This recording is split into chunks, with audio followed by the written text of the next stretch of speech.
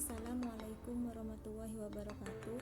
Nama saya Widya Arum Amalia Kusmawati, NIM T 2019-4098. Saya di sini sebagai pemateri pertama akan menyampaikan tentang konsep penilaian sikap.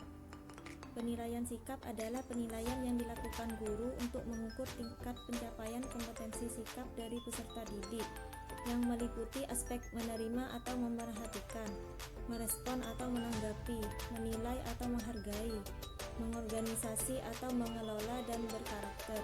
Dalam kurikulum 2013, sikap dibagi menjadi dua, yaitu sikap spiritual dan sikap sosial. Penilaian sikap merupakan bagian dari pembinaan dan penanaman atau pembentukan sikap spiritual dan sikap sosial peserta didik yang menjadi tugas dari setiap pendidik. B. Macam-macam teknik penilaian sikap. 1. Observasi merupakan teknik penilaian yang dilakukan secara berkesinambungan dengan menggunakan indera, baik secara langsung maupun tidak langsung dengan menggunakan pedoman atau lembar observasi yang berisi sejumlah indikator perilaku atau aspek yang diamati. Asumsinya setiap peserta didik pada dasarnya berperilaku baik, sehingga yang perlu dicatat hanya perilaku yang sangat baik atau kurang baik yang muncul dari peserta didik. Catatan hal-hal yang sangat baik digunakan untuk menguatkan perilaku positif, sedangkan perilaku kurang baik digunakan untuk pembinaan. Hasil observasi dicatat dalam jurnal yang dibuat selama 1 semester oleh guru mata pelajaran, guru BK, dan wali kelas. 2. Penilaian diri dilakukan dengan cara meminta peserta didik untuk mengemukakan kelebihan dan kekurangan dirinya dalam berperilaku. Selain itu, penilaian diri juga dapat digunakan untuk membentuk sikap peserta didik terhadap mata pelajaran. Hasil penilaian diri peserta didik dapat digunakan sebagai data konfirmasi. 3. Penilaian antar peserta didik atau penilaian antar teman. Penilaian antar peserta didik merupakan teknik penilaian yang dapat digunakan untuk mengukur tingkat pencapaian kompetensi sikap, baik sikap spiritual maupun sosial, dengan cara meminta peserta didik untuk menilai satu sama lain. Penilaian antar teman dapat memberi informasi bagi guru mengenai peserta didik berdasarkan hasil penilaian temannya.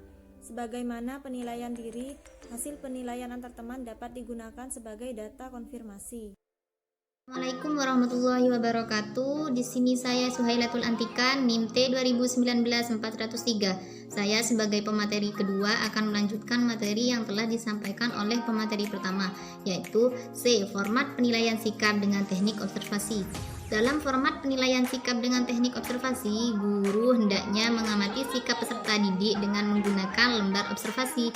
Lembar observasi yang dibuat berkaitan dengan sikap sosial dan sikap spiritual peserta didik, dengan dilengkapi identitas siswa, tanggal dilakukannya pengamatan, serta subtemanya. D. Format penilaian sikap dengan teknik penilaian diri.